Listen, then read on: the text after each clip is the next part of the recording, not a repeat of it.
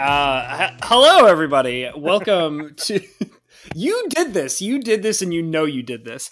Anyways, hello, everybody. Welcome to another episode of the Imaginary Boys podcast. I am one of your two hosts, Mr. Habanero. I have my other host over here, Mr. Lettuce. Hello. Yeah, he's here. And also, it's him. He's him. And tonight, it him. It him. And as you can hear from the laughter, we have a special guest tonight, Mr. Cindershadow, our first ever guest on the podcast. How are you doing today? Hi, how's it going? I'm just here to cause trouble. Yeah, clearly. It was really interesting. We were actually talking to Mr. Cindershadow about the rules of the podcast right before we were supposed to start the podcast, and apparently he already broke them, didn't he? Well, whatever. Anyways, it's up to the listeners to kind of figure out what the secret rules before the podcast start are, but we're not going to get into that now, are we? Because it's a the big first secret. rule of club is you don't talk about Yeah, exactly. The second rule of club is you do not talk about Man, I am going to have so much fun editing this podcast tonight. You guys are amazing. only here to help. That's exactly what it is. Do you want to get the out, Mr. Cinder? Is that what you want to do? Go for it. Meh, whatever. We'll have them over time. I'm sure. Okay, why hasn't this posted anywhere? What do you, dude? This is the podcast. Come on, man. Come on, man. Okay. Don't do your YouTube stuff while we're casting, man. Come on, Hey, man, I thought you were doing this live. That's all. No, it's not live. What are you do? Are you going live right now? No, You I'm can't- not live. Okay. What are you doing? No, dude, we don't do this live. You're crazy. Whatever. Wait a second. Doing it live is an option? No, we don't. We don't do this live. We don't. I'm sorry, folks. You're not going to hear the Imaginary Boys live. It's not going to be a thing. I have to edit this down. I have to make it look pretty. Like, listen, like there's a whole cool music intro and outro thing. And put we pig said on a lipstick. Come on now. we said like 4 times in the first like less than minute. Of course, this is not live. Like, what are you talking about? Get out of here. I don't care. I don't care if my channel's never monetized. You don't care. So, like, what's stopping me from streaming it right now? You stream it on your channel. I don't care. You do you. Okay. But please don't. Please. You know what? Actually, I do care. I was lying. Please don't. Don't stream or don't do myself. Stop it. Oh my because God. one of those is too late. Have another beer. Yeah, I'm going to take a sip of coffee quietly. Coffee.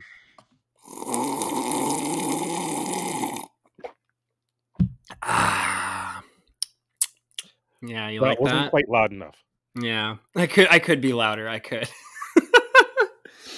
All right, so, Mr. Cindershadow. Yes. So, recently, not too long ago, earlier this week, you did a charity stream. Yep. Yeah, and I thought that was just in all seriousness, like no sarcasm involved or anything. I thought that was really cool, and I very much enjoyed it. And I was very proud of the amount of money you made on your stream for a really good charitable cause. So, congratulations on that. That was very cool. Thank you. And the money that was raised, is everyone in the community. Yeah. You were part of it. Lettuce was part of it. Everyone that's around the channel was a part of that. And without them, that money wouldn't have been raised. Yeah. Straight through and through. And I was happy to host something like that, to be able to bring that forward. Yeah.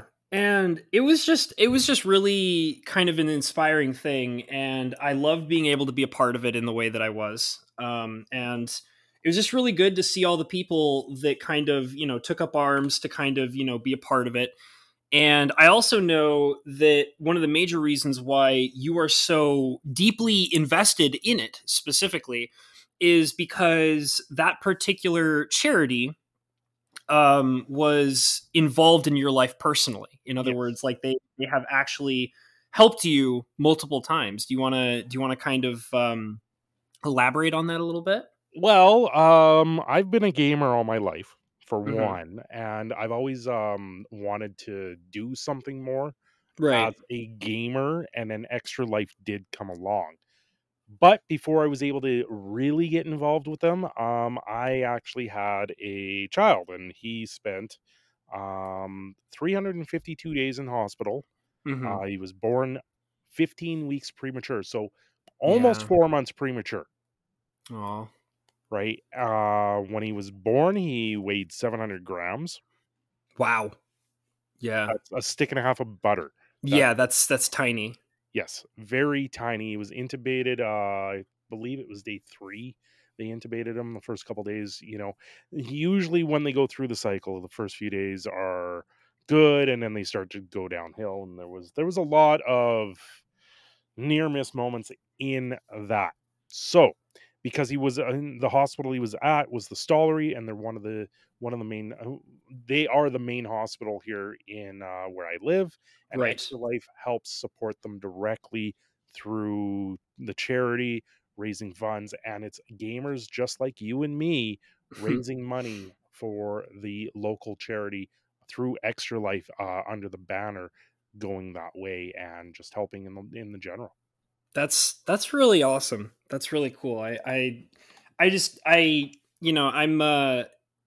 very, I guess more so now than I was before, but I am very interested in charity events. Both Lettuce and I have very particular opinions on the safety of children and things like that. Yeah. And so, I mean, I'm not going to try to put words in Mr. Lettuce's mouth, but for me personally, charity based events or, causes in general that are out there for the purpose of supporting organizations that are designed to help or protect children are, that kind of stuff really speaks to me. Yeah. Because, when it comes to children, they're just young, innocent little, you know, children, and they depend on adults to be able to protect them, and the world is just a big scary place. So, knowing that there are places and organizations that are out there to run these kinds of events specifically for raising money to take care of children and protect them and things like that's Yeah. just kind of a cause that really speaks to me. And I think that that's why I was so impressed with what you were doing to do everything you could to raise money to help the organization to protect children and raise it towards a hospital that is also personally involved in your life, that you have seen in action doing everything they can to help you and your child out. So that was because I mean it's very common to sometimes blindly donate or raise money to some random charity that you're like, oh, I kind of know this charity, whatever. I know the basic idea of what they're doing. But when it's a charity organization involved personally in your life that has actually done good and affected your life for the better, that's just a really impressive thing. And it makes total sense to me that you want to do everything you can to help those people out. And Yeah. I saw things very firsthand what happened with everything. Um, we spent countless hours at the hospital, right. and we weren't even that serious of a case. Hmm. That Yeah. that that was the level that we were at. We did there was some touch and go times where we did almost lose them. That's Um, scary. Very scary, especially Yeah. when it's right around Christmas and they phone us from the hospital at 2 in the morning saying, "Yeah, Hmm. this has happened." And you there was quite a few sleepless nights. Yeah. Um, Yeah. but every day that went along, things did get a lot better. So it was very, very tough to go through that experience. And now, 5 years later, from all of this, Mhm. where I'm able to reflect back on it and go, would I have had it any other way? Do I wish that upon anyone? Hell no. Yeah. It's a horrible thing and horrible situation to end up going through. But at the same time, it's made us stronger, and it's also we're happy that we have our little one now. We are. Yeah. It's beyond belief. Having a little one, we wanted to actually go on and have a second one, but that wasn't in the cards. Mhm. And with the way things are in that sense, we've had to step back, and we're massively in a place where we can't do it. Right. So And that's understandable. I mean, there's I'm sure there's plenty of legitimate and understandable reasons why that's the case, and yeah. it's all good, man. Like you have your current kid. It sounds like he's doing pretty good. It sounds like sometimes times are tough with him, just because of his condition. But Well, his condition now is that he's just a little crazy. okay. Yes, kids can be crazy. Yes. Like, I tell you, if you know what a razor blade is trying to shave, no, I can take my kid's nails and he will actually take off the hair off my arms in about 2 seconds flat. With how fast he can scratch. It's absolutely ridiculous. And having to deal with anything with them, we have a G tube and all this other stuff. And Sure. if I've got to we got to take any care of him, I literally have to pin him down Oh, because he no. sits there and laughs and fights and he thinks it's hilarious. And you're sitting there, you're like, okay, kid, I just need to do this. This is something we do every day. You can't fight and all he does is fight back because he has such a strong will. And that's part of who he is. He is such a strong will and had such a strong will to live back when we Yeah. were in the days in the hospital, that he will never give that up. I can tell you right now, I wouldn't be surprised in 10 Would you years say time. that he's also never going to let you down? Yeah, he'll never let me down. I wouldn't be surprised in 10 years time if he's playing football at this point. Really? Wow. Oh yeah. Yeah. That's pretty awesome. So you got like, I mean, you don't have expectations of him, but you have like really high hopes that you're pretty sure he's going to be doing a lot better in the future. Oh yeah. I Question would rather is, will he turn around and desert you? I was if there's wondering cake. when you were going to chime in. I was wondering. Depends if there's cake, Depends if there's cake, of course. Oh, yum. right? Because he's going to desert me. Oh. I mean, why? Man, I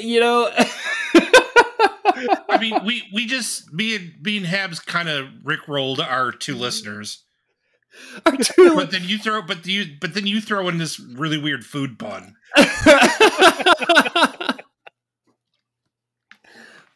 I think it was like we were trying to like roll our listeners, and then Cinder was like, "This is a good opportunity for a Portal reference."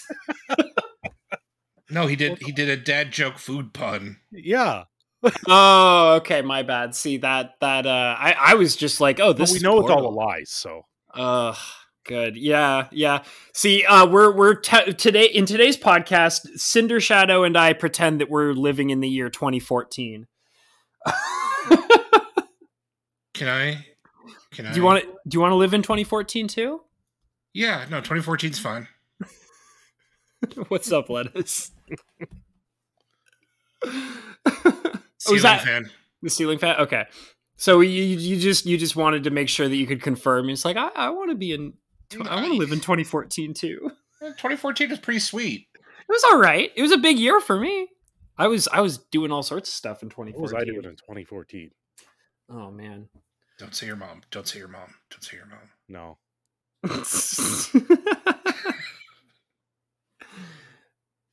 No. Oh, your mom. Oh, I'm sorry. I'm sorry. I had to do it. I couldn't hold back anymore. I couldn't do it anymore. You just had to say it, right? Yeah, man. I don't know. I just wanted to make sure that you knew that I thought that all the stuff you did for that charity event was a really amazing thing, and it kind of that was something I can't do. Like, you have to. It takes like months of bullying for me to even stream once, like every 3 months. Yeah, I have to really just beat Lettuce over the head with bullying him on a regular basis.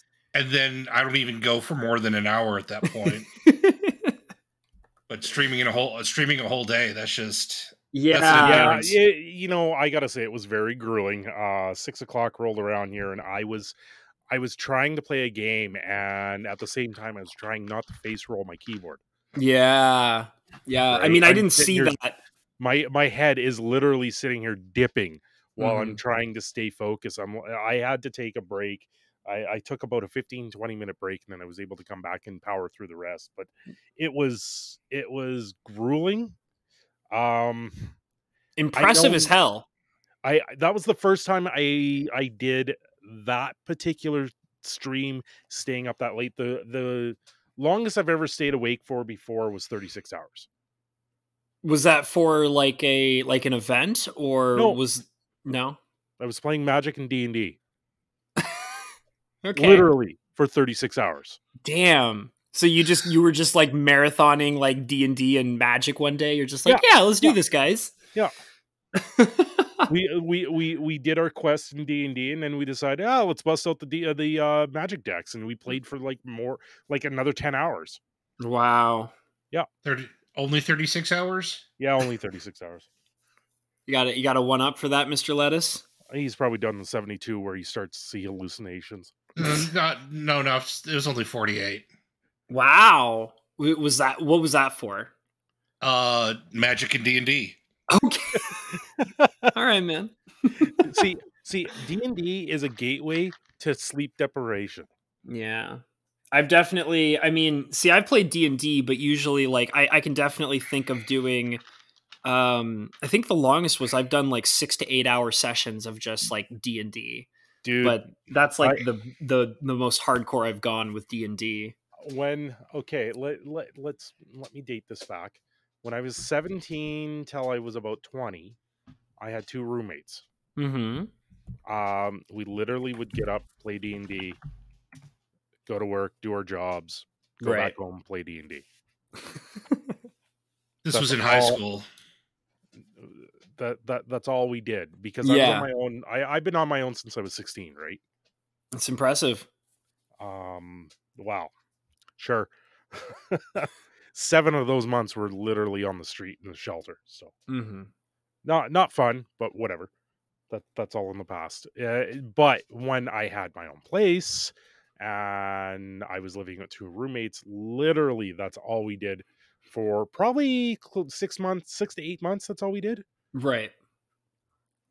So yeah, when you get into that mindset and all you're doing is playing D&D, you stay up for hours and hours on end. So the 36 hours is just becomes something regular. I mean, like, I've had some pretty long gaming sessions, like video game sessions, where one of the ones that I always remember really well is there was a MMORPG that me and a bunch of friends used to play obsessively all the time.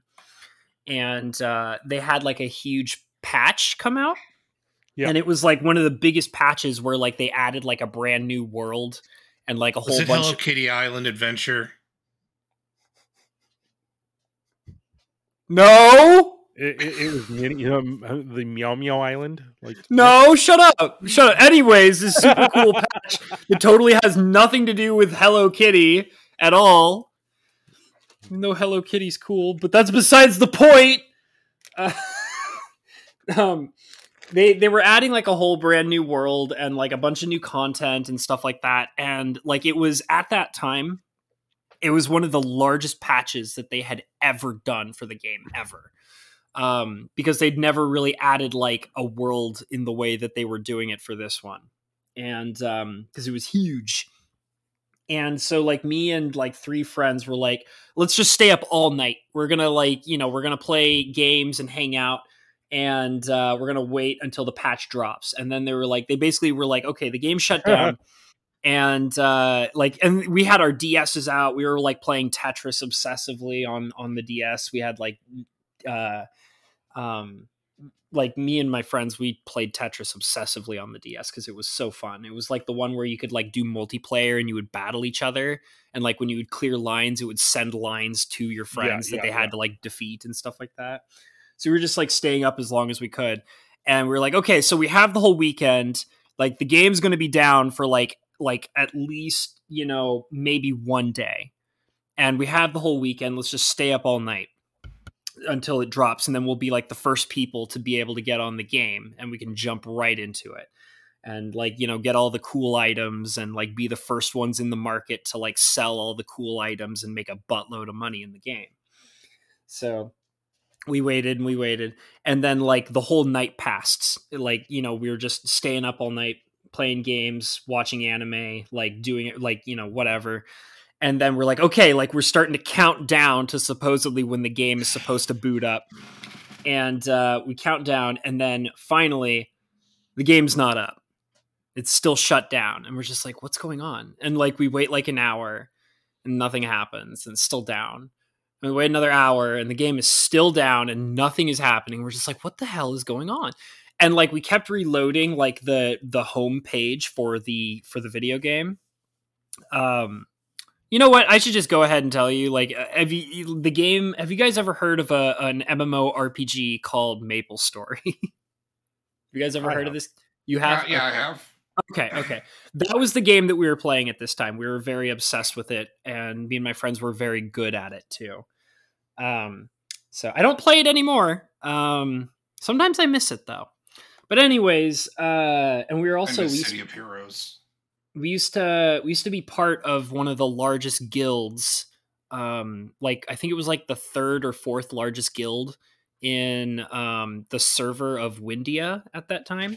So like we're very good at what we did in that game. But anyways, we're waiting for like we're waiting for things to happen, and nothing was going on. We waited hours, nothing was going on. The page wasn't updating. And then I think it was like 4 or 5 hours with no information. And then finally they released a statement saying, oh, it'll just be another day. It'll literally be another day before we release it. And we're like, okay, well, that's one day gone, but we still have the rest of this weekend. We've got like another 2 days. So like if we assume that the patch will drop after like one full day, then that'll give us at least a day and a half to still be able to log on to the game and do everything and take all the good stuff and be awesome at it. So we were like, okay, time to pull another all-nighter. We already pulled one all-nighter. We'll do another one. It's fine. We'll be totally fine. So we pulled another all-nighter, like just waiting for this game to drop because we had no idea like how long specifically it was going to be until they actually released it. Like maybe they'd open it up in the middle of the night. We don't know. But they assumed that the maximum amount would be like another day. And so we stayed up another day playing video games, eating junk food, like watching anime, doing whatever. And then the time counts down again. And they didn't drop it. They were just like, oh, this is not here. We're not going to do this. So they literally sent out another update statement. And they were just like, oh, it's gonna be another day. We think maybe. We don't know, but we're not sure.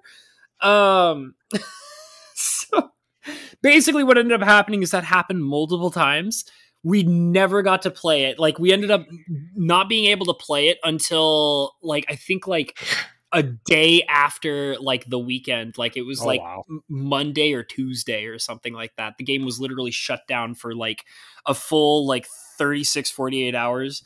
We ended up staying up for, I think almost 3 days straight. I don't think it was actually 3 days straight, but I think it was like almost 3 days straight. And like, we also kind of like took naps and stuff like that because we were so freaking damn tired trying to wait for this stupid thing to drop. And at that time, it was actually like it ended up becoming infamous. It was called the infamous Ariant patch. I remember the world was called Ariant, and it was just infamous because it was at that time the longest amount of time that the game had ever been shut down for the purpose of loading in a patch that was just not working at all. And it was just ridiculous. But I think from my memory, from what I remember, that is like the longest amount of time that I had actually like stayed up at just without sleeping. It was like almost like 3 days straight on a weekend.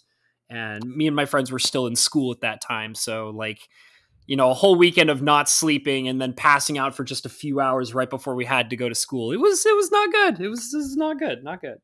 I learned that lesson very early in gaming and watching movies and TV shows and stuff like that. Me and a couple friends, we actually stayed up all night. We skipped school to watch the premiere of Cartoon Network air on Canadian TV. Oh, really? Yeah. What year was that? 96, 97, around there. Wow. Right? That's crazy. Yeah.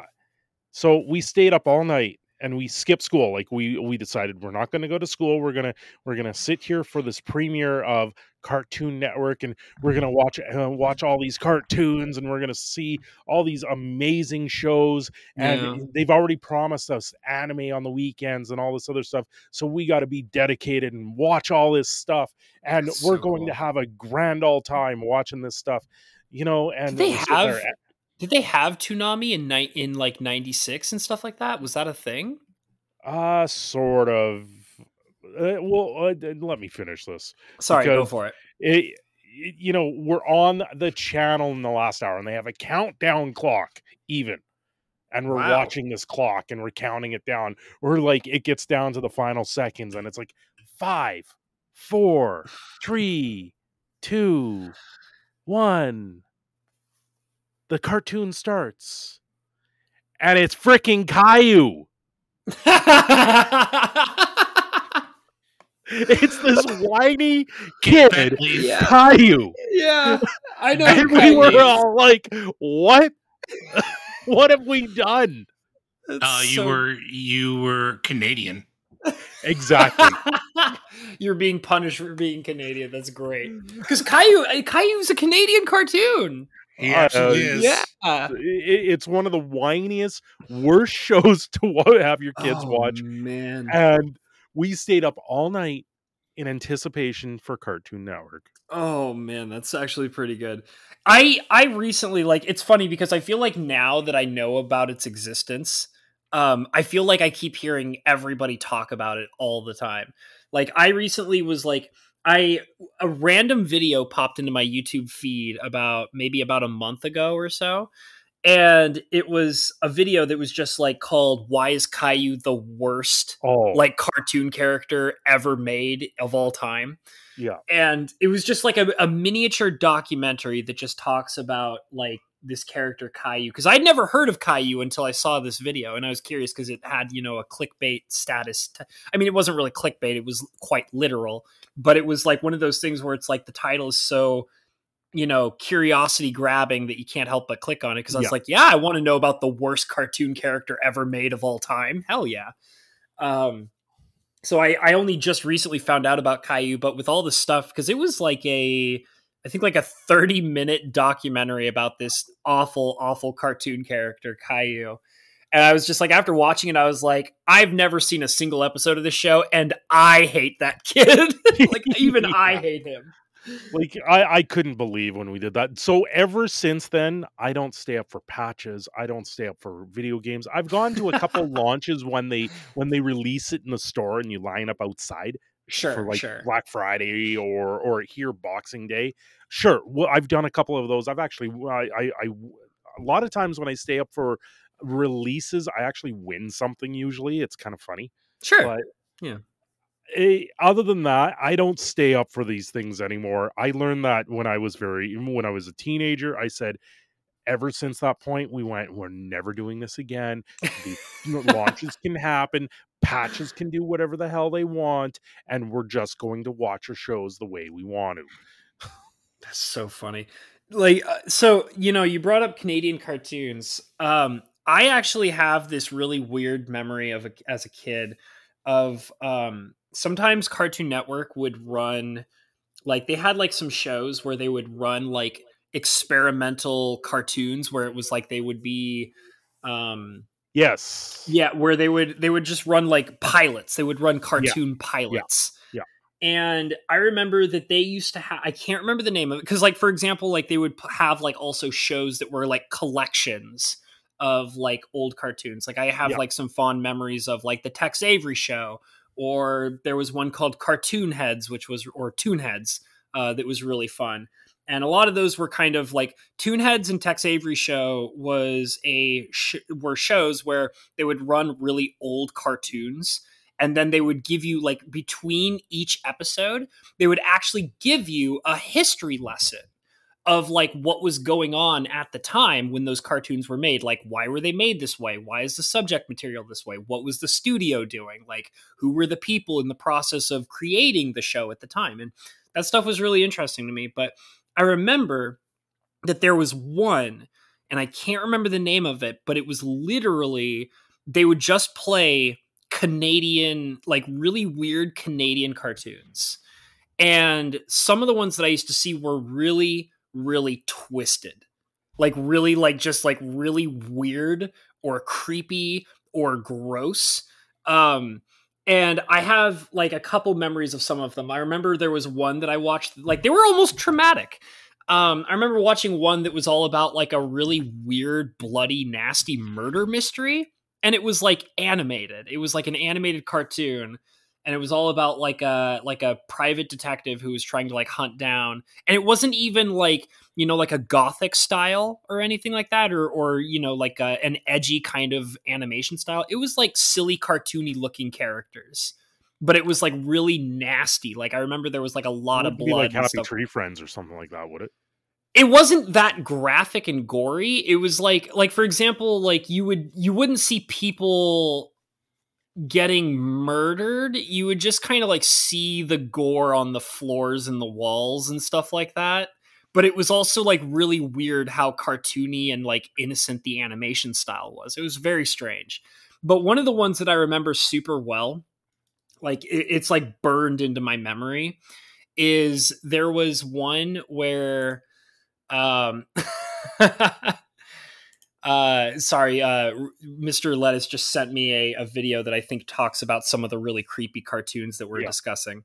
Well, no, this is a PSA that comes from Winnipeg.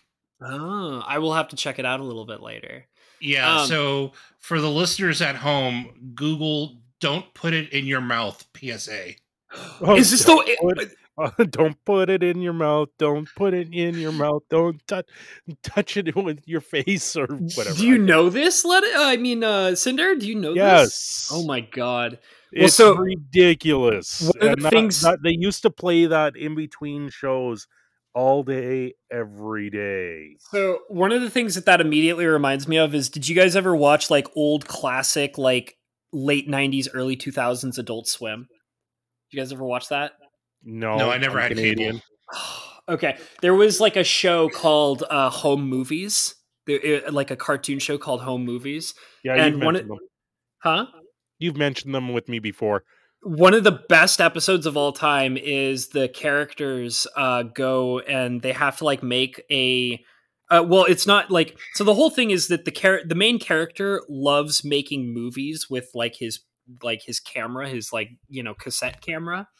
And there's an episode where his little sister, who's like a baby basically, is putting marbles in her nose. And she has like a really hard time because she gets the marbles. She pushes the glass marbles in her nose, and then they have to take her to the doctor, and the doctor has to like extract the glass marbles from her nose, and which is really painful and not cool. And the main character wants to stop that from happening, so he decides to like make a home movie that's supposed to be a PSA about not putting marbles in your nose. And it's so funny because they do like a whole thing where they're all dressed up and as like little kids to, kind of like, oh, don't put marbles in your nose. And at the very end, the best part is they get like a rock band, like a hardcore metal rock band. And this is like a PSA for like babies, basically. But they get a hardcore metal rock band and they're like, don't stick marbles in your nose. And it's so funny. That's ridiculous. It's so funny. I don't know. But going back, I'm sorry, I got way distracted. Because that happens. Going off topic is what we're all about, right? It's true. You listen to the podcast, don't you, Mr. Cindy? Every once in a while when I get the chance. I've seen you leave some comments, so I appreciate that. Habs loves his tangents. I do. I'm such a rambly something. It's great. That means I don't have to do any work. Blah blah blah blah blah. Pretty much. I was talking about Canadian cartoons, and there was one that I remember that was all about a scientist who creates a teleporter. And he's basically teleporting people like to different places. And there's a person who's like suspicious about how the teleporter works. And so the person basically sneaks into the lab and like decides to break open the teleporter right when somebody is teleporting through it. And it turns out that what ends up happening is like the teleporter basically murders people inside of the teleporter and then recreates them on the other side of the teleporter. So like there's this Canadian cartoon that's supposed to be all cute and silly with a cute animation style. And it's all about like this scientist who's basically murdering people using a teleporter. And it's very gory and messy and creepy. So my overall point is I've seen some Canadian cartoons and they're the ones that I remember are very weird and uncomfortable. So yeah, well, Canadian cartoons are not they can be very subpar, but the reason why a lot of them get made is because of the Canadian content laws. Right? And for networks like Teletoon, when they're first starting out, they've got to show up to like 60% Canadian content. And when it comes to animation, because we have so little population here and compared to like the States, 38 million compared to 380 million, right? Which is 10% of it. The Canadian cartoons can be at the lower level worth of stuff, and then they get made and put onto these networks so they can then operate in Canada. That's what happens, and why you get things like this that you're describing that I have absolutely no clue about, but it is why we have these crazy cartoons that do come out of Canada, and why these in a lot of cases are subpar compared to everything else that we have out there. It's also why in a lot of cases with anime coming over here, it's another thing. It's something I've talked about in the past. Anime is very difficult for us to watch here because it's got to be subbed, and when it gets subbed, in a lot of cases they're using Canadian actors to actually do the voiceovers for them. You mean dubbing? Dubbing. Yeah. They use the Canadian actors to do the voiceovers on it, and then it gets considered Canadian content at that point, and that's why when we see animes, but it's why in a lot of cases, I'll just use Naruto as a big example here, because we have hundreds of episodes of Naruto. Here we only have, like, when it comes down to Shippuden, you would probably only be getting up to Boruto stuff. Isn't Boruto and Shippuden like different things? Boruto is the next stage of it, so we wouldn't. Because Shippuden's when he's an adult, and then Boruto is when he has his kid, right? Yeah. Right. Okay. Right. Where if you know where to look on the internet and you can use other means, you can watch all this stuff before it even is released in Canada. And once again, otherwise we're always six months to a year minimum for an anime to be launched here in Canada. Okay. Minimum. So basically, Oh, go and ahead. then it's actually closer to 4 to 6 years. Yeah. For a lot of stuff. Yeah, Gotta love those Canadian content laws. Well, it's just it makes it kind of very difficult. And just a small tangent there. I was Yeah. actually talking with the family today about it. They are trying to apply that to YouTube. like in the sense of like they're trying to like a Canadian YouTube, like a They're like a trying YouTube. to push Canadian YouTube to Canadians. So Canadian YouTube is a thing, It in the near future very well will be. kind of like how there's like a Canadian Amazon. Yeah, Interesting. right. That's and a Canadian weird. Netflix and stuff like that. I need to get on Canadian YouTube. Well, you guys will have access to all of it. The very big drawback of it is I won't have access to you guys. Oh. Oh. It's Right? kind of like the idea of like because I understand what you mean, because I've had to deal with Canadian Amazon a few times where it's like I would want to like, order something or send, like I've wanted to, like there was one time where I wanted to help out Mike with something on his wish list for Amazon, and I had to learn the hard way that Amazon of, the normal Amazon doesn't ship to Canada stuff from like the wish list on Canada, and vice versa as well. Like if you order something on Canadian Amazon, it doesn't ship to the Amazon that most people use here in America. I just PayPal Mike the money and tell him to buy it himself. There you go. Yeah, that's mostly what you got to do in that case, and that's the same with me. Like, I have the whole you guys can send me stuff with the P.O.Box and all this other stuff, but it's really hard to do that. I actually had someone send me something, and I ended up paying duty on it. You said duty. We're all children here. Come on now. What are you talking about? We're clearly full-grown adults. Was it a perishable? Was it a perishable item? No. Perishable items are even harder to do through that.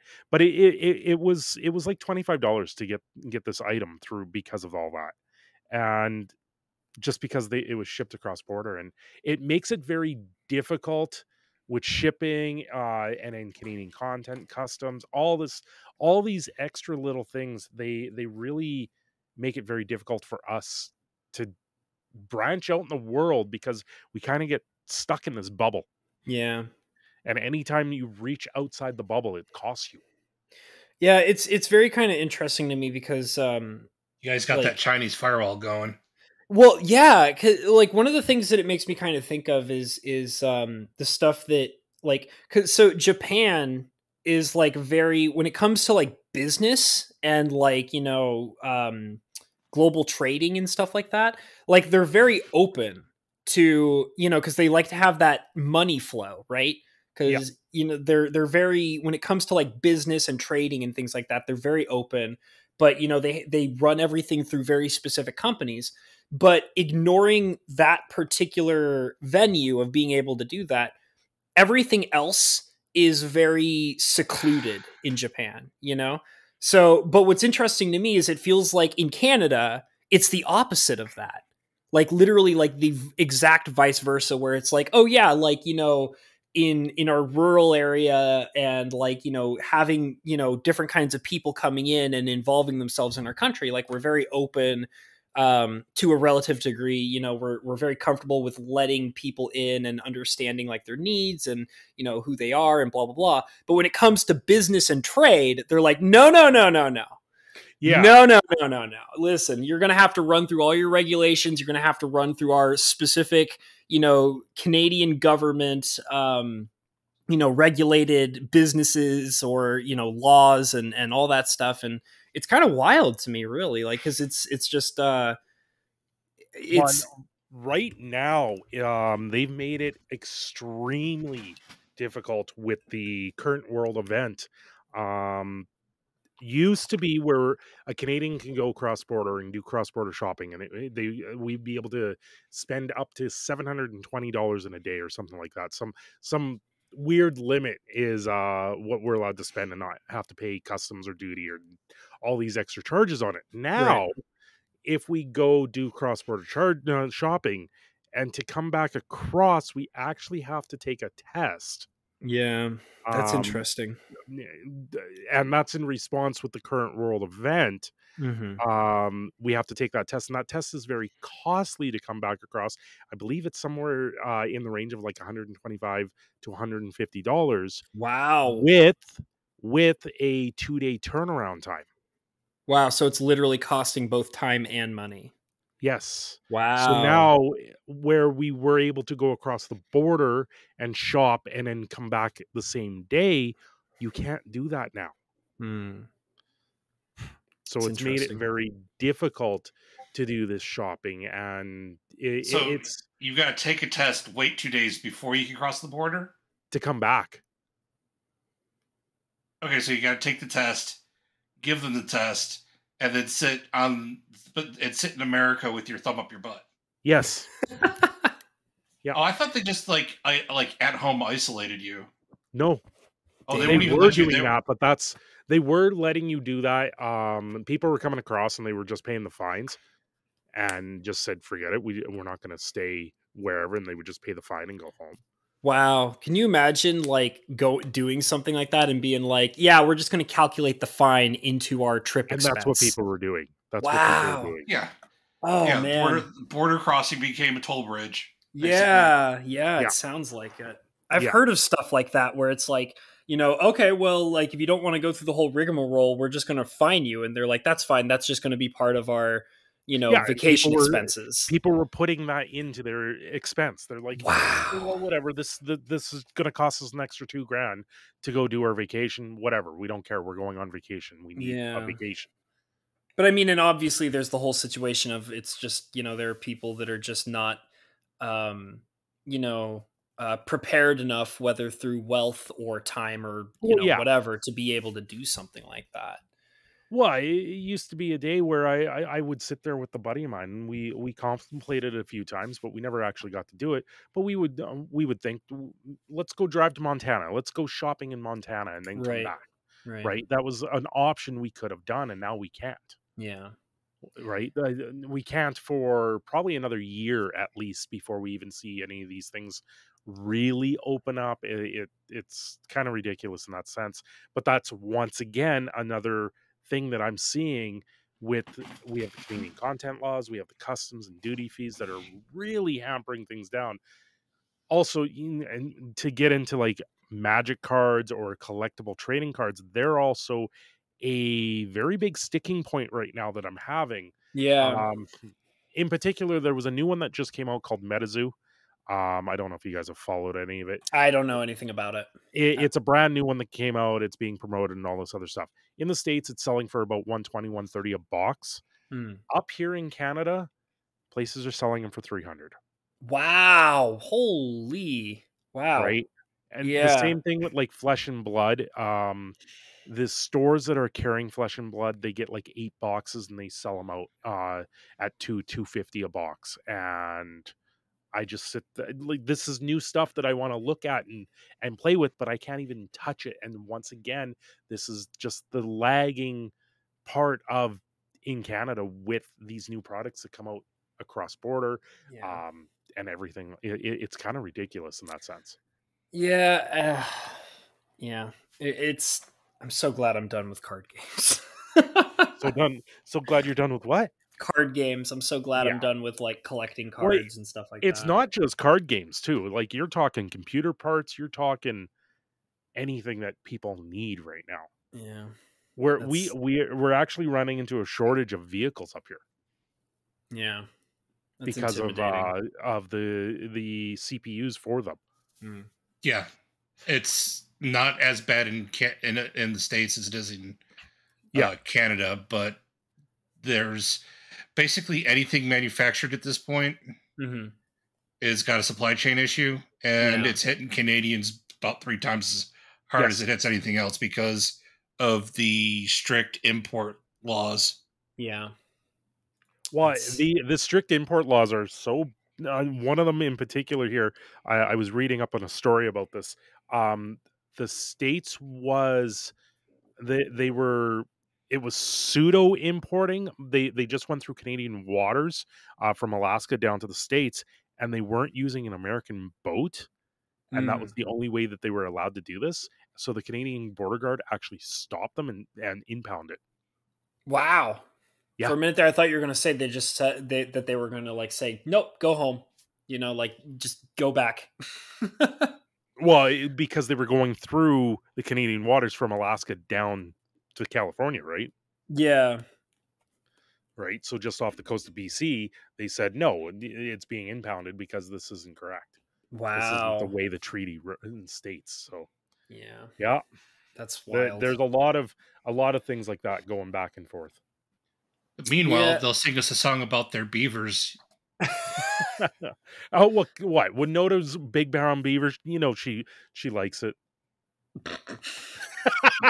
Yeah, man, totally. Oh, let's talk about the beaver good old song. Primus. Come on now. I was talking about the beaver song from How I Met Your Mother. Oh. Let us sing you a song about our beavers. I actually, as a person who used to watch that show, I don't remember that. You don't remember the beaver song? No, I don't. Oh, it's like one of the few things I remember about the show. Wasn't the one of the main girls, like she was a Canadian, I think, right? Wasn't Robin. Yeah, Robin. Yes. That's right. Robin. You, for some reason, remember that show way better than I do. But you don't you remember How I Met Your Mother really well, but you don't remember Golden Boy very well, huh? Okay, come on. That was like like it made a good impression on me when I watched it like 5-6 years ago, but there was actually, you know what? I'm sorry. I'm going to be transitioning this. Because for anybody who wants to know, Lettuce was very adamant about making me watch Golden Boy. In fact, we actually talked about it in the last episode of the podcast. I went and I marathoned the entire series. It's only 6 episodes, all 20 minutes, a little bit over 20 minutes long. Reminded me of like watching FLCL, which was really nice. It was good. It was really good, and I really enjoyed it. Had a great time. Told you. Yeah, no, it was a lot of fun. I'm legitimately glad that I watched it. I'll admit that the first episode was really off-putting, and like I wasn't super into it when I first started it. But by the time I got to the second episode, I was like, no, I am genuinely enjoying. No, Kintaro's really bad in the first episode. Like, in the first episode, he just seems like a 100% total moron.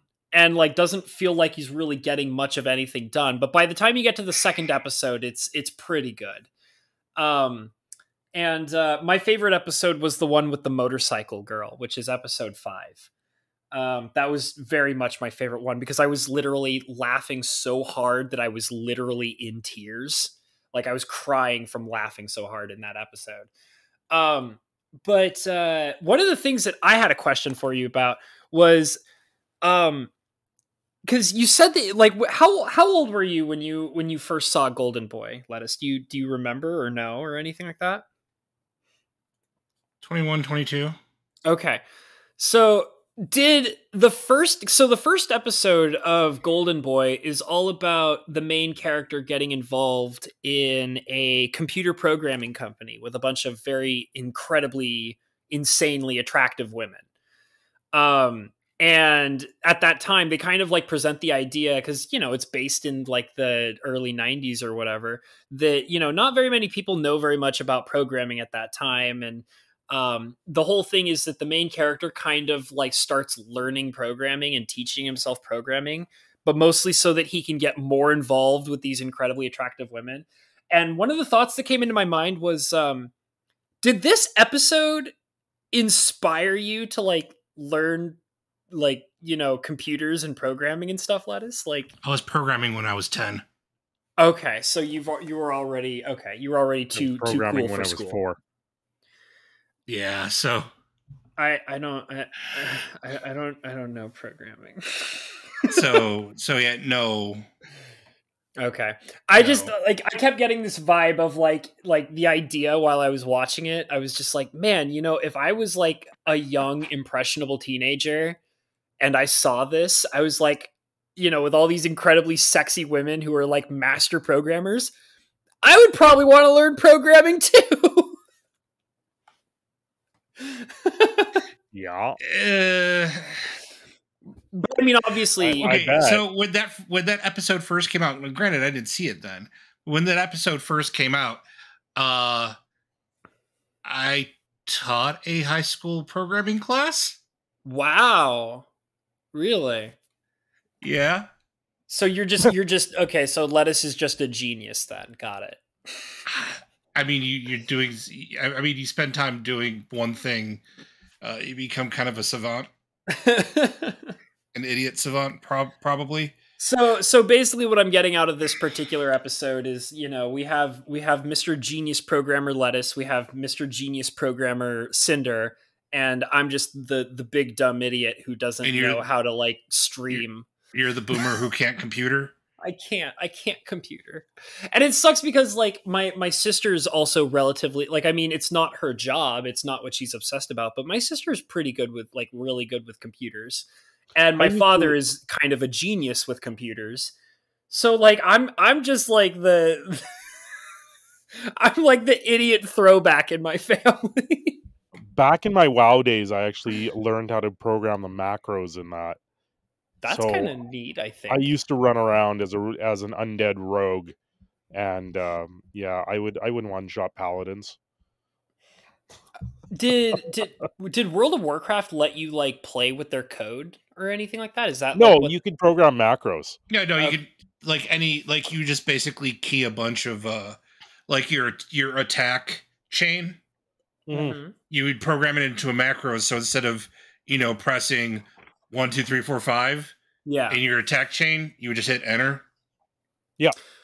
So like in the MMO that I used to play, which I was discussing earlier, we had macros, but like it was like a thing where it was just like you just kind of like dragged your attacks over into like they had like a key, like you would open up a little menu page, and then they would have like this button is like has this icon, and then you could program like 3 or 4 things into it.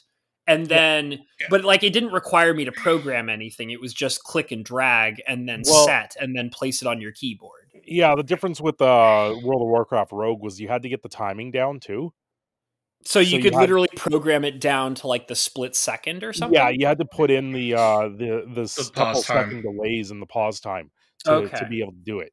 So that's definitely more complicated than what I was doing. Yeah. And I used to sit here and I would just do a two button, and I would literally be just ganking paladins and alliance all day long, because you'd be in there, you'd be stealth, you'd be invisible, you'd walk up behind them, you would stun lock them and kill them.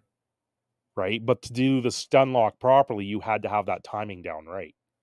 And instead of doing the timing on the keys, it was easier. It was actually more efficient to do it as a macro. Yeah. Yeah, you press the hide button and then the gank button. Yeah. So did both of you guys play World of Warcraft? Like, obviously not at the same time, but I mean, were you guys both really into that for a while? I was for a while. I played just as Burning Crusade came out, and then I left because I couldn't find people to play with at the time. And then I returned the week before Cataclysm. And that week I was laid off from my job. I leveled from 1 to 80 in a week. For a mage for the guild that I got into right away, they needed a mage. Cataclysm was like the giant fire dragon, right? Yeah, and then I played during we were doing time. full on raids the first week. The Cataclysm came out. Okay. What about you, Lettuce? We got pretty geared. I had a local group of people, like in the middle of Wrath of the Lich King. Okay. So I played for about a year in the middle of Wrath of the Lich King. Huh. Yeah, when Cataclysm came out, my sister, I don't think she plays anymore, but my sister was a hardcore World of Warcraft nerd for quite some time. And I remember that she was really trying to get me into World of Warcraft. So when Cataclysm came out, I remember she got me into playing World of Warcraft with her and her now husband, who wasn't her husband at that time, but and they had like a really strong, powerful guild that they had created. It was like a family guild, quote unquote, where it's just them and family members and friends that they knew in real life. And I tried playing, and I just couldn't get into it. And it, like, I felt really bad because, like, so my sister's guild was so powerful and wealthy that they kind of just dumped like really good things on me. So Yeah. like they would, like, I was like this tiny little nothing character, and they were just dumping all this really powerful gear and weapons and items and stuff on me that I didn't know what to do with at all. And I didn't even play it for that long because I World of Warcraft is just not, it's never been a game that I've been that into. Like, I actually tried to put in an effort to like get into it and play it, and it was just not my thing. So I felt kind of bad because my sister really wanted me to play with her and her friends and her husband and all that.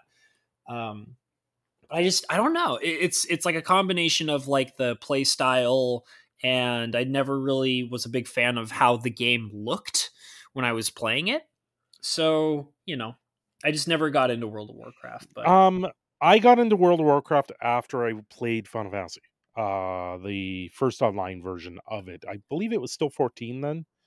yeah, Was it 14 or 11? I think 11 was the original one. Yeah, and then 11 was the 14 original, I second. think. I spent like 2 years in 11. That was the one that they well, released on PlayStation 2, where they had like the internet expansion pack thing. yeah. Yeah. Well, I was able to play that for quite a long time. I made a couple friends on there. But then it got to the point where I couldn't like I was playing, was it the samurai? No, it was the ranger. It was the ranger. I was playing a ranger. I got him to level 41 or 42. Mm-hmm. And then they nerfed rangers, and after they nerfed them, I could not get a group. I could not get a group, and I ended up starting to level other things in it, but I could get them all to level 10, but nothing kept my interest in the game at that point, Right. because then I just felt like I got completely nerfed and screwed, and I quit. Yeah. That's when I quit playing Final Fantasy, and that's when I moved over to WoW, because Mhm. I just went, I can't play a game that they're going to completely nerf my character to the point that I can't get a group. And the thing with Final Fantasy that was really annoying to me was you could not solo quest on your own. You couldn't do it. There was no Mm. possible way you could go out there and solo level. If you weren't in a party, you weren't leveling. That's weird. That's weird that they designed it that way. Well, that's the whole point of Final Fantasy, was you go around in a party and do that. But then it got to the point where you needed to have friends, or you needed to actually be able to play with other people. And it just, to me, it wasn't as good as WoW was. WoW didn't interest me, like you said, because of the way it looked at first. Yeah. Then I got into it. I got into it and played it much the same way as I play Minecraft now. Mm-hmm. Right? I didn't have that initial reaction to World of Warcraft. I had friends that sat there and had beta keys Mm-hmm. to WoW before it came out. They were playing long before it came out, and that was just because they liked the idea of it. That's what they wanted to play back in those days. But it wasn't until Burning Crusade when I got into it, and then I got in, and then once again the same sort of scenario happened. I got to level 60, but then I couldn't get a ongoing party level to level me up further. And when Cataclysm came out, they came out with the instant where you can queue up for an instance. They started rolling that out shortly after it, so it made it a lot more friendly in that sense. Right. But then the real big downfall, I thought, for WoW was when they made it pay to win, where you could buy a copy of it and have an instantly fully leveled character, and you didn't have to go through the entire game. Well, one of the things I was gonna bring up is I think it's really interesting how the dynamic has shifted, where it's like, you know, now like World of Warcraft is really just losing all traction as an MMO. Oh, yeah. And now Final Fantasy 14 is like where everybody is going and Yeah. playing now. Like that's like what everybody's trying to do now. And I don't know. I've never really. There was a period of time where I was thinking about getting into Final Fantasy 14, but the only reason I was thinking about getting into it was because there was a friend of mine who was obsessed with it, and she would just talk about it every single day that Well, and that's the thing. That's the yeah, thing with these MMOs. You almost got to have that borderline obsession to do it. Like yeah, when I got back into WoW, I leveled my character for a week straight. yeah. I woke up, I leveled, I went to bed. Like that's what I did for a week straight. Live, breathe, Um, MMO. that's exactly what it was. Well, I Right. mean, And yeah, I used to be that way because I was talking about MapleStory earlier. That's like what I used to do too. I would get on, like, your life becomes that game. Like, I yeah, even, you would have all your friends, you would have your guild, like, you would try and plan things that would take hours, hours and hours to do with your guild. And it's just like, this is my whole day. Like, you'd have like your guild meetup spot. Maybe you have like a little wifey. Did you ever have a wifey no, I in never did the wifey thing. I never saw a point to it. I was like, you guys are stupid. You do it for the bonuses, man. You do it Well, for there like was the bonuses. okay. I shouldn't say that because they did have bonuses in Final Fantasy Yeah. if you picked up if you got married or whatever. Yeah, But I man. still thought it was stupid. I still went, this is a video game. I don't care about this at all. I don't need an ogre taking me in the inn telling me it was our time to do things. I'm like, no, this is not what it was for. You got Okay, so basically that sounds like a personal experience right there. Were you getting sexed up by a hot ogre lady? Is that what you're No, trying to tell me right no. now? I'm just quoting Big Bang Theory. Come on now. Oh, okay. I thought you were about to like reveal to us. You're like, yeah, so I was taken advantage of by an online World of Warcraft ogre in an inn one day. No. And she thought we were married, and I was like, nope. I've talked about it before. I have had, while playing the MMO that I used to play, across 3 different characters, I've had 3 different wives, and they all got really mad at me. Like, and I've talked about this before. It turns out that Look like at you being a slut. I know. I'm an MMO slut. I know. I'm a big sexy man who can't help himself. And the thing is like all my characters would usually dress up. Like one of my favorite things to do is to build a male character, like a man character in the game, and then do everything I can to make my man character look as womanly as possible. So like I would never play a female character. I would play a male character and then cross-dress them because that was the thing that I was into doing. And then I would also like get married to women characters in the game. And like my favorite thing was I had a character who would wear I had like bright pink hair with like purple eyes, like long like lady pink hair. And I would put bows. So Mr. Habanero, what you were describing here Yeah. is what you're saying is you were doing Twitter before Twitter was cool. I was like, oh man, I was, well, it was fun because like, the thing is like, there's the classic rule of like being a GIRL, right? And like, I was never a GIRL because I only played male characters. But the fun thing about it was trying to look as womanly as possible and then having like every man in the game hit on me in the game. It was the funniest shit to me. And like, it's not like I was acting like a woman. I just liked to dress like a woman in the game. It was just fun. Like, I can't explain it, but like, it was just fun for me. And like I said, like one of my favorite things is one particular wife that I had in this game. Her thing was one of the things of why we had so much fun together was I was the guy who was always trying to, like, I was the male character always trying to dress up like a woman. She was the female character who was always trying to look like a man. And it was so fun because like I remember there was at one point where she had like she wore like a tuxedo on her character. She just like she had like her character had like dark short black hair that was kind of manly and like red eyes and like her, and it was still a female character, but she would wear like a tuxedo and stuff like that. And I actually remember one time like there was a guy who was hitting on my character and it was so funny. And she came in and she's like, excuse me, but are you hitting on my man? And he's like, wait, what? Wait, what's going on? It's so good. I used to love doing that stuff. It was so funny to me. Ridiculous. Oh man, good times. Good times.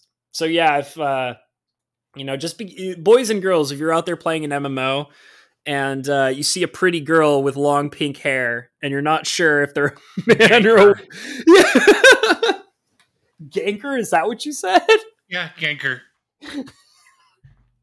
Looking for GF, right? Looking for GF. Yeah. Or wasn't that like a thing in RuneScape where you would go around in the marketplace and you would like saying like you're going to buy a girlfriend or something like that? Pleased to be showing Bob's and Vagine. Vagine. Please send pictures. Have you ever seen that meme of like the kid that looks like Justin Bieber? Like and it's like he has like a sad face and it says like please send pictures of what, like I think it says like why send pictures of Bob's and Vagine or something like that. Oh, good old Bob's and Vagine. It's so funny. It's like an old meme. I remember it. It's like, why send Bob's and Vagine? Why? But yeah, I used to love playing MMOs, and I got married a few times. And the thing is also from personal experience, I will say this right now. If you ever get married in an MMO, don't, disappear for like a year and not tell anybody. Don't do that. Turns out, do it. Well, it turns out to my surprise, that it turns out that when you leave for like a year and like don't tell anybody in your MMO, especially your wife, turns out they get pretty upset about that. So, well, it sounds like somebody has a codependency issue, and that's their problem. Yeah. Yeah, that's someone a little too attached. Well, because like you guys know that like for example like Cinder knows I'll like play Minecraft and get really obsessed, and then I'll like stop playing it for like a year. Like that's just kind of who I am. Like I was playing Skyrim obsessively for like a few weeks, and then I was like, okay, I'm done with this for a while. If I had Skyrim on my computer, I probably would play it. Oh, dude, you have to play with the booby mods. Oh boy, yeah, man, they jiggle. Yeah, they do. You can get jiggle, of course. Get yourself some CBBE. The good old jiggle physics going on. Yeah, get yourself. Send Cinder your 5-page long mod list. I still have it saved in my Google Docs. Don't challenge me. I sent it to both you and Desolator. I will send it to Cinder too. He can have CBBE and then get the Ahigao shirt where the boobs are hanging out. It's totally awesome. I saw that list and I was like, yeah, I don't actually feel like playing Skyrim anymore. Well, dude, like you have not. You're talking to me and I'm like, hey, this sounds like it's interesting. Then you showed me the workload and I'm like, yeah, it's I'll like play Madden. Yeah, it's like a 640 mod list. I mean, what's the big deal? What's the big deal? You guys are pussies. Come on. Yes. What do you listen to these assholes trying to play Skyrim without 640 mods? What are you doing with your life? I don't even have Skyrim, so suck it. Okay, so you're just an asshole. Got it. Yeah, exactly. It's not like Skyrim is Hello Kitty's Island Adventure or nothing. No doubt. Listen, okay, that, you don't know how good that game is until you've played it, so I don't want to hear any judgment about Hello Kitty's Island Adventure, okay? I just for the reference here, I looked it up. I went on Steam. I looked up Skyrim to see how much. I thought you were going to say I went on Steam. I looked up Hello Kitty's Island Adventure, and now I want to play it. Skyrim for me is $53.50 Canadian. Which edition? That's for the special edition. Okay, yeah, that's the most. I think they came out with another one, but then there's the anniversary edition. It's not out yet. Oh, it's not out. Yeah, buy Elder Scrolls V Skyrim Anniversary edition for $66.99. $99. Yeah, I would if you're trying to play it with Ridiculous. like good mods, I would just go for special edition. I don't think they've done any work on But at that price, no. Well, okay, so Skyrim does go on sale. When I bought my special edition, I think I got it for like $20 or less. Like I think it was really cheap. They had like a special sale a while ago. And the one that I was playing was like the original one. So I was like, okay, well, they don't really like none of the mod communities really support the original version. So it's kind of really difficult to play it. And then I kind of just, here's what I would do, Cindy, just wishlist it.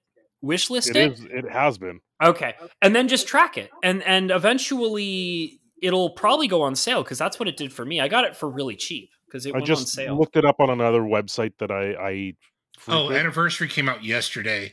It's a $20 DLC pack, or it's $50 here in the States if you don't have special edition already. Mm-hmm. I just looked it up on another site, and for the key, a Steam key for it is $25, which isn't bad. That's pretty good. For special edition. That's pretty, yeah. Like, special edition is where it's at, dude. You got Skyrim VR? I would not play. I mean, I personally would not play that. That's not, you know. Have the dragon blast you in the face with VR? Oh, God. I don't, you know, I would love... What's up? Rawr. Yeah. I would love to definitely see somebody play Skyrim VR because that's something I've never seen before. Yeah, that's interesting. But anyways, from what I was talking about, listen, you have never had the full Skyrim experience until you are like running across the Skyrim fields with your nipples hanging out. Okay. I'm just going to go ahead and let you know that is the true Skyrim experience. Like just, you know, running around with your anime Ahegao shirt with one boob hanging out and the other one tucked in. And then you got to make sure that you have the CBBE body slider so that way you can... a body pillow too? There probably is a mod where you can have body pillows in that game. I mean, there probably is. You kind of need to have the body pillow there. Yeah. Because if you have to know what a realistic booby looks like, you probably want to know what it feels like. I mean, I do. You just like you get it in VR, right? You're in VR, and then you have your body pillow, so that way you can like have like you can feel the touch of like your follower, your sexy, you know, CBBE enhanced booby followers. And it's just like, yes, I shall pet my wonderful body pillow. Yes. I can feel you. I can feel you, Ysolda. That's right. Ysolda? What? Ysolda. What? Ysolda. You know, the woman in Whiterun who's like poor, but she dreams of owning her own inn. The one that you marry, you get her the mammoth tusk. It's been a while. It's like she's like the first really hot lady that you meet in Skyrim who's like willing to marry you. But you have to like, she like wants to like work with Khajiit traders and she wants to open her own inn and she's got these big dreams of becoming like a really like smart, like powerful, what's the word? Traveling merchant. And she wants to own an inn. And then you have to like go on a quest where you get her a mammoth tusk. And then so you're she like, has all the wares. Well, I mean, when you first meet her, not really, but the idea is she's like a cute, like poor girl, you know, and you're supposed to help her out, and then you get the chance to marry her when you finish all of her quests. Cool. Yeah, she's cute. She's a cutie. And then there's there's a bunch of like ladies that you can marry in that game that are relatively adorable to some degree or another. Serana. Oh, Serana, you beautiful vampire woman, forever beautiful and immortal. You know, if Maz actually listened to our podcast, she would probably love that. Yep. But she doesn't, so we don't have anything to worry about. It's okay. She doesn't listen. She won't even comment. No, she doesn't even listen. She doesn't even. We've intentionally made fun of her like 3 times on this podcast. Oh wow! We have. Like just straight up name dropped her, and I've said some real shit. Oh yeah. We actually like it's kind of an ongoing joke that we make fun of Maz, and we just like she doesn't watch the podcast. We don't care. I mean, we don't care because she doesn't listen. Yeah, I would almost say she's almost like a mascot of the show at this point. She's an unofficial character. she's the secret unlockable character that we talk about and allude to, but never actually show. If you say her name one too many times, she will revive a Twitch channel. Come on now. I mean, I doubt that. She's not Monkey Bone. She's what? She's not Monkey Bone. Yeah, she's not Monkey Bone. She's not the Legend of Monkey Bone. You know, Habanero, I'm pretty sure I have a copy of Monkey Bone here, or at least I did at one point. And why have you not like inflicted it on multiple people? Because my wife introduced me to it. Well, okay, so technically she's done her job then. Exactly. It's I always say that Monkey Bone is like the real life Ring, you know? Yeah. Where the only way you can save yourself from the monkey bone is by sharing it with other people. It's the only way. It's the only way you can save yourself and redeem your soul. You either got to share it or you got to watch The Mummy about 100 times. I really like that movie a lot. I think most people do, though, right? Isn't that the point? Yeah, that was the point. Yeah. That's a good movie. God, it's been a long. That movie used to give me nightmares as a kid. Really? Yeah. So what used to give me nightmares as a kid was The Dark Crystal. Oh yeah, I do know that movie. That's a good one. That's been a long time since I've seen that. And The Last Unicorn. The Jazz Singer. The jazz. Well, that is actually a creepy movie. Did the Jazz Singer really give you nightmares, Lettuce? Yeah, there was something in the intro. Yeah. I mean, he was pale, wasn't he? Pale. Well, no. Like one of the pre-roll for like EMI films, had something like an ink splatter or something go across the screen. Oh, really? And when I was a little kid, for some strange reason, I always thought that was going to hit me or something. Oh, I thought for sure what you were just about to say was that you thought that it was like a ghost or something, and it was coming to get you, like it was haunted. No. That's interesting. The thing about the Mummy that used to scare me was the scarabs. The scarabs used to scare me. Oh yeah, those scarabs are crazy. Yeah, they used to like the scene that always haunted me because I used to have nightmares about it was when there's a scene where the what is his name, like Benny? Isn't it Benny? Like the skeezy guy who keeps getting the main character in trouble and stuff and stabbing him in the back all the time. The scene where he gets trapped in the pyramid because he's greedy and he tries to take all the treasure, and then all the scarabs come out and then they eat him alive. Like, I used to have nightmares about me being Benny and all the scarabs just eating me alive. Like, that used to scare the hell out of me when I was a kid. But yeah. The Jazz Singer, though, that's crazy. Because I know that movie. That's a classic. That's like, isn't that one of the that's like one of the first films that ever had sound in it, right? Okay, I'm talking about the 1980s version featuring Neil Diamond. Oh, see, my brain automatically went to the original Jazz Singer, the one that was famous for being the first ever with recorded sound. Or being the first talkie. Yeah, the first talkie. And it's like, if I remember correctly, he only says one line in it, right? And then the rest of it is music. I've never seen the 1920s version. I was purely talking about the 80s version with Neil Diamond. Okay. My family was really huge Neil Diamond fans. Okay. My grandmother on my father's side really likes Neil Diamond. I think she went to Vegas just to go see him.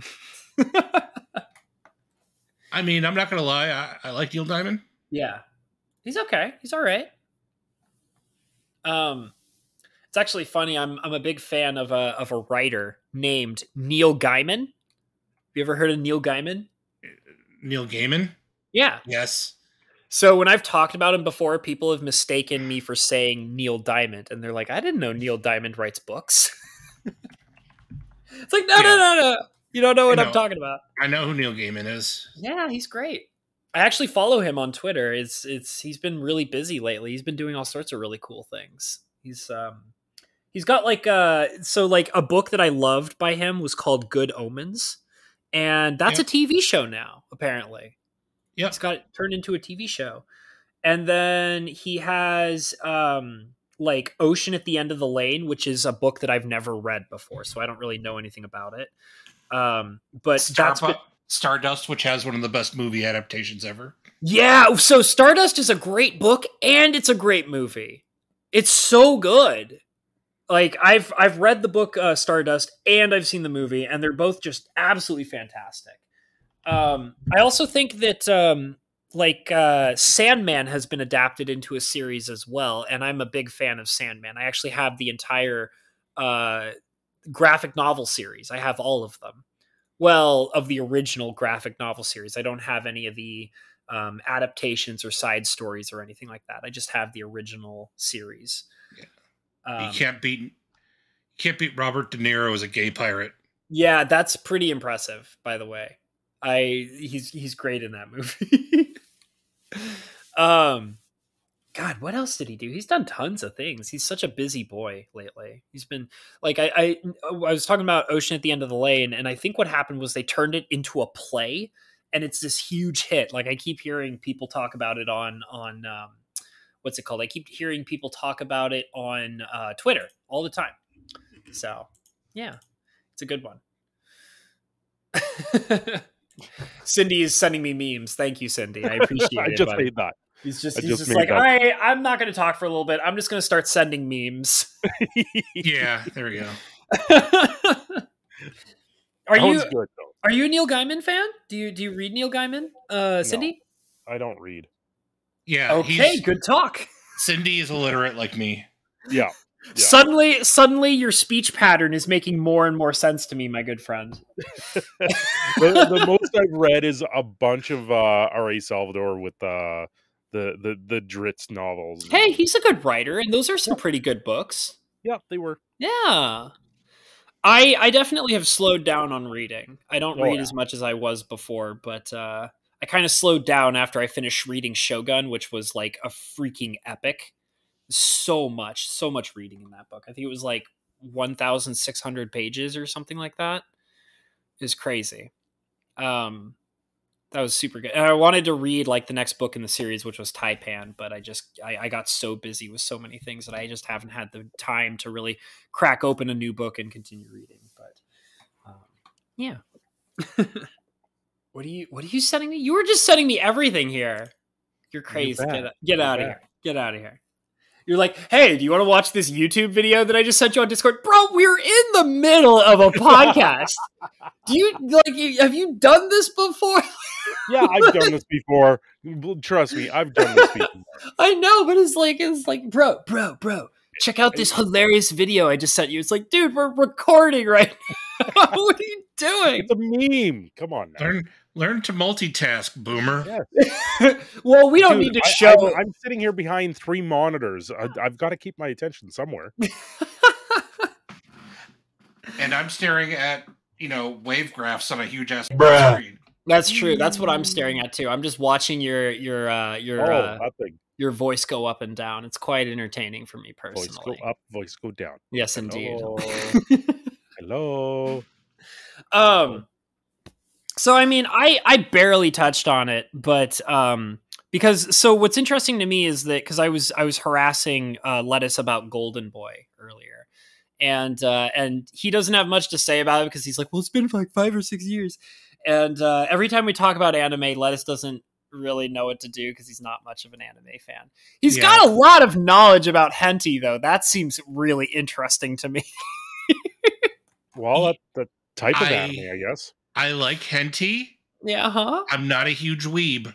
That's okay. Well, wait a minute. How can you be as into hentai as you are and not be a weeb? I don't understand that. You know what? Because it doesn't strike me as Japanese culture. It strikes me as really messed up animated stuff with people doing horny things. So then would that mean that would you watch like a Family Guy porn? like an animated Family Guy porn. Like, have you ever seen those ads where they're like the sexiest cartoons on the internet and they just show like a naked Lois or something? Would that be something you would watch? Does Lois grow a penis? Because if she does, then yes. Listen, bro. It's like floating tub dinosaurs. My answer is yes to Fuda all the time. Okay, well, like, listen, okay, we all know, like, you can't say, like, does this thing exist? Of course it exists. Rule 34, all the time, every day, every second. What's your most disturbing anime you've ever seen? Most disturbing anime I've ever seen? Does it have to have nudity in it, or can it just be anything? It can be anything. Oh, gee whiz.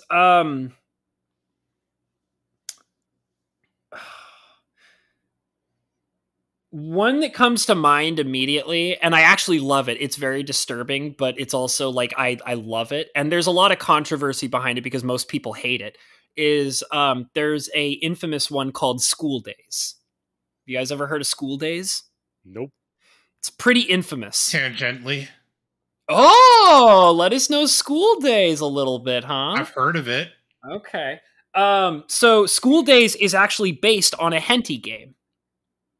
So that may be why you know of it. But it's that's probably a good explanation. School Days is a story about basically the lamest beta high schooler of all time. He's like a big time loser. And he is in love with a girl who is like the most popular girl in school, of course.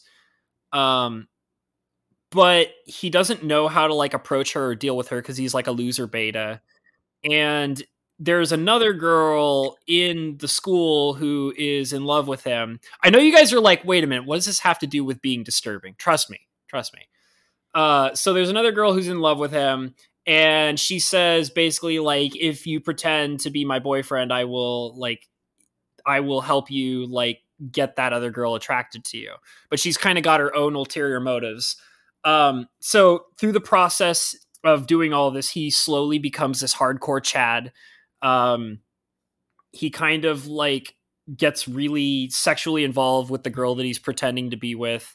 And then he also like admits his love to the other girl. And then the original girl gets jealous. And then all of a sudden out of nowhere, so there's like orgies and there's these girls secretly hate each other. And then next thing you know, like there's a lot of blood. There's a lot of blood and a lot of gore and a lot of sex. And you wouldn't expect it from something called School Days. It's definitely, it kind of really just throws a wrench into everything. But yeah, but here's the thing that's ridiculous about it. I love it. I love School Days. I don't care how much everybody says it's like one of the worst animes of all time. I love it. I think it's hilarious and fun and over the top and ridiculous. So, don't ever let it be your first anime experience. I had a friend who told me one time, he was like, yeah, I don't watch anime anymore. And I'm like, well, what do you mean you don't watch anime anymore? He's like, yeah, my first experience with anime was I watched School Days. And I'm like, oh, you poor child. Most disturbing anime for me is the story for Ni no Kuni, Wrath of the White Witch. I've never heard of that. I want to look it up. I'm going to look it up. We talked about it a couple podcasts ago. Really? It's the level 5 RPG that was animated by Studio Ghibli. Oh yeah. What was traumatic about it? It came up immediately, by the way, on Google. Yeah. Spoilers? That's fine. I already spoiled like frickin' School Days. I purposely kind of like danced around what was going on, but you know. The story is about this kid's fever dream. Okay. after he gets his mom drowned in a river. Oh, so it's a heartwarming story about family. Okay, gotcha. Yeah. Cool. And there's this really weird thing with a lantern sticking out of its nose. Sounds fun. I'm sure that it's totally okay and there's nothing weird or wrong about it whatsoever.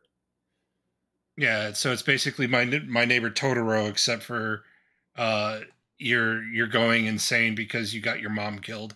Oh, okay. What about you, Mr. Cinder? Do you have a traumatic anime experience? Yeah. Okay. Legend of the Overfiend. Yeah, back in the days of the roommates, we sent one of them to the local Blockbuster, or Rogers Video is what this one was. Or are these like the direct to VHS animes? Because those are some messed up stuff.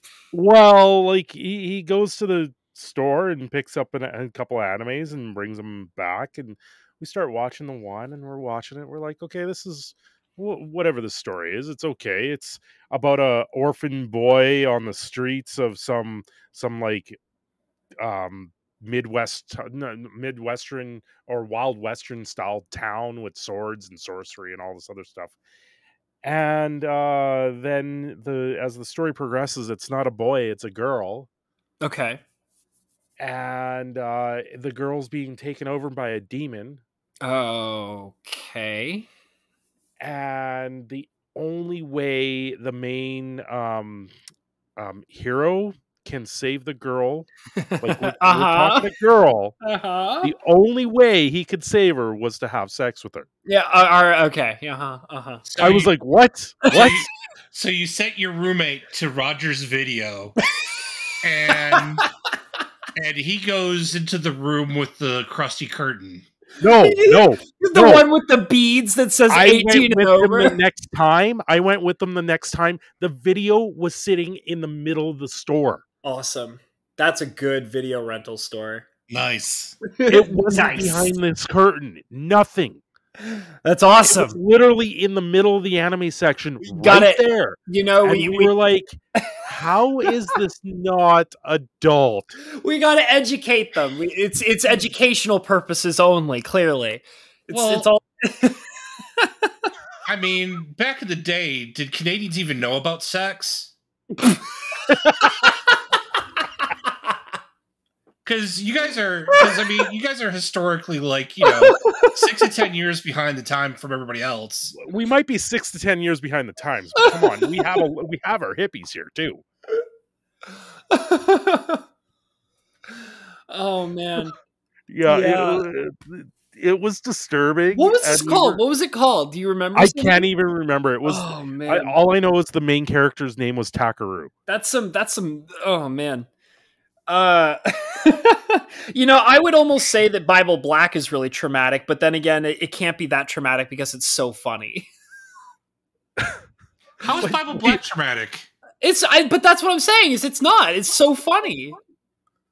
Like, I mean, well, listen. Okay. If you're a young child and you flip on Bible Black and you see a woman growing a gigantic peen, how are you going to feel about that as like a 6 or 7 year old kid? Like, what do you?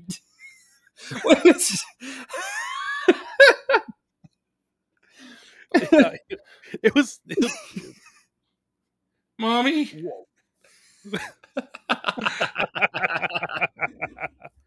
I need an adult. I'm an adult, and I need an adult while I'm watching Bible Black. The adult. Yeah, I'll never live that down, and we still bug them to this day about it, and we just sit there and we're like, we don't even know what you did. Like, at least your roommate didn't ruin porno day. No, like my friend did. We told this story off microphone. Are you sure you want to do this right now, Mr. Lettuce? Wait a second. Was that story off microphone? No, you didn't tell that on the podcast. You told me that in private. You told me that story in private. Oh, that was after the fact. Yeah, man. I was like, that's why I was like, right away, I was like, Mr. Lettuce, listen here, buddy. I don't know if you want to be telling me. What happens after the show's over. They talk about some weird stuff. We do. Me and Lettuce, we actually sometimes go on for hours talking about stuff after the podcast is done. Yeah, so I guess I won't tell that story, even though the person that it's about probably won't know. Oh man. Well, you purposely wanted, like, I remember because you purposely wanted to like tell that story when the microphones were off. And admittedly so, because it's a hell of a story. It's pretty bruh. And not even for the porno ruining part. The porno ruining part's nothing. You take a guy who hasn't seen a naked lady before and make him watch some voodoo. It's going to get awkward quick. What's your opinion on voodoo, Mr. Cinder? I don't even know what you're talking about with it. Footaboo. Think hermaphroditic porn. The best of both worlds. We had a whole episode dedicated to this last week. What are you doing, Mr. Cinder? You should know who we are by now. I didn't watch it, and now that you mentioned that, the local sports bar. Oh God. Okay, all right. Please go on, Mr. Cinder. The local sports bar that is no longer in operation, mind you. Good way to start. Good way to start. Yeah. They had a claw machine where you can get porns from them. Right? Why? America needs this. Who what is this? What is this company you're talking about? Who makes these? Right? So literally you get these porns from it and you pull them out and they're hermaphrodites. What? What? All right, literally, man. It was a claw machine where you can pick up a DVD. And then it dropped the DVD, and you pick up the DVD, and it was hermaphrodite porn. So, okay, that's the God bless the Queen. Yeah. Thank you, Canada. We get our crane games in America. Copies of Sonic 2006.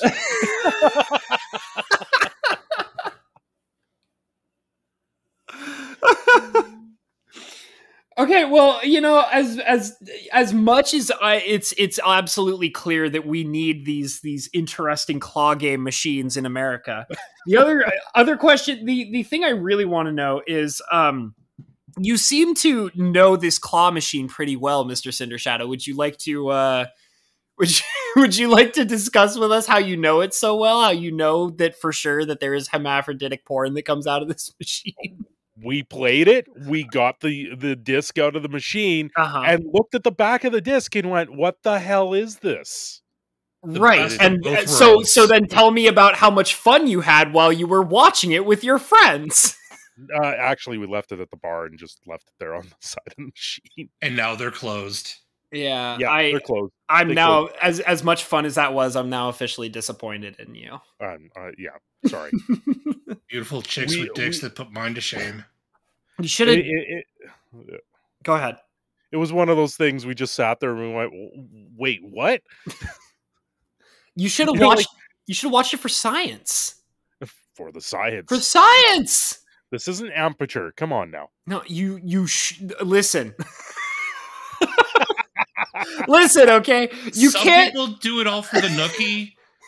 We here at the Imaginary Boys, we do it for the science. We're a pair of nerds. Yeah, some people do it for the nookie so they can get that cookie and then put it in their but we do it for the science, okay? I can't believe you didn't take it home with you and watch it with your friends. I'm a little depressed now. No, we were a little taken back that they were that's what they were giving out. Like, you look at the machine and you couldn't see them. So it was a giant troll when you get the disc out of there and you're like, "What?" I just like, and I think you paid like like a toonie to play this. A toonie for hermaphroditic porn? Yes. God bless the queen.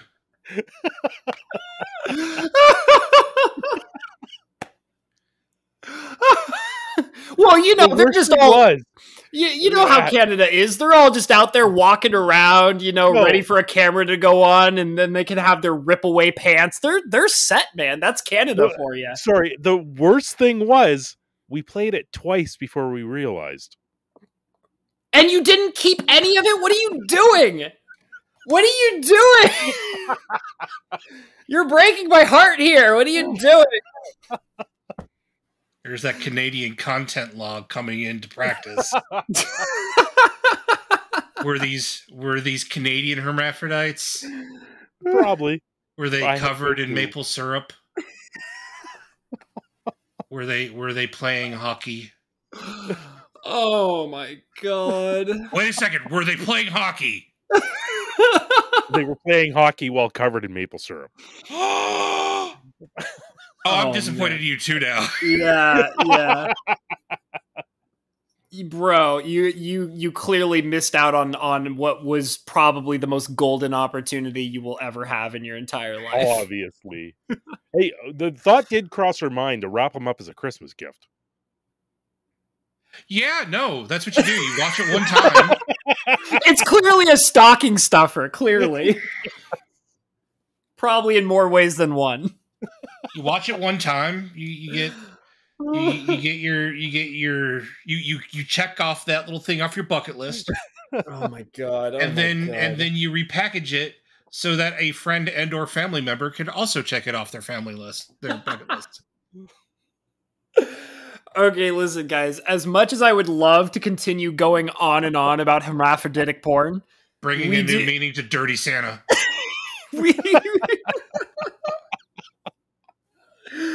All right, guys, we have to wrap this up. And clearly we're wrapping it up on the best note possible. So, oh, yeah, for sure. Wrapping it up like Canadian hermaphroditic porn. Go Leafs, eh? Which, by the way, please remember to wrap it up. Please, please remember to wrap it up. Oh my god! All right. So this was a ton of fun. I absolutely loved every little bit of this. The fun parts and the serious parts. It was all good.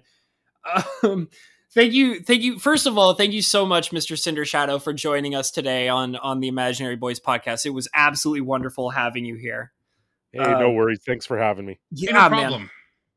Man. It was come on anytime you want. Yeah, definitely. We will probably want to have you come on and hang out with us again soon. So thank you so much. For sure. I will put a link down below for Mr. Cindershadow's channel. So if anybody wants to go hang out with Mr. Cindershadow, please go and check down in the description below for him. Before anything else, do either of you have any last minute thoughts before we wrap it up?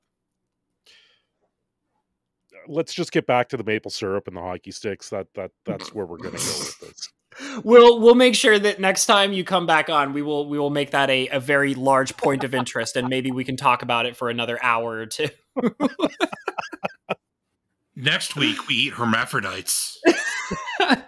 Next episode, their hermaphroditic episode. Oh boy. I can't wait. It's Cinder's like, yes, finally, everything I've ever wanted. All right, well, this was a good time. Thank you so much, Mr. Cindershadow. I'm going to say all the last wonderful things that we always say, which is, if you haven't already, clearly, as you could tell by this particular episode, we have a wonderful time hanging out here. Talk about all sorts of ridiculous things on the Imaginary Boys. We're trying to get some guests in, which is why Mr. Cindershadow's on. If you enjoy this kind of stuff and you've never been here before, please please go down below, hit that subscribe button.